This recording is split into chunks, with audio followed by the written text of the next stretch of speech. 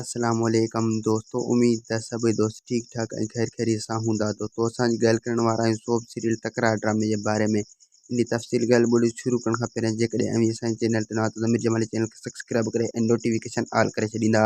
तो Shirley police Iqbal खां पुछा कंदो त मूंखे गिरफ़्तार करण वारो केरु हो ऐं मुंहिंजे मथां इल्ज़ाम लॻाइण वारो केरु हो। ऐं पुलिस इक़बाल शेरली खे ईअं चवंदो तुंहिंजे मथां इल्ज़ाम हलण वारो इहो सिजाउल ख़ान हो। ऐं ॿिए पासे बख़्शल वक़्त जी दर वटि वेंदो पर वक़्तु हिन खे कोन मिलंदो ऐं इन सां कोन लभंदो। ऐं पोइ मीर बख़्शल लाइ इहा सोचींदो त बख़्शल गद्दार आहे ऐं मूं सां गद्दारी करे रहियो आहे।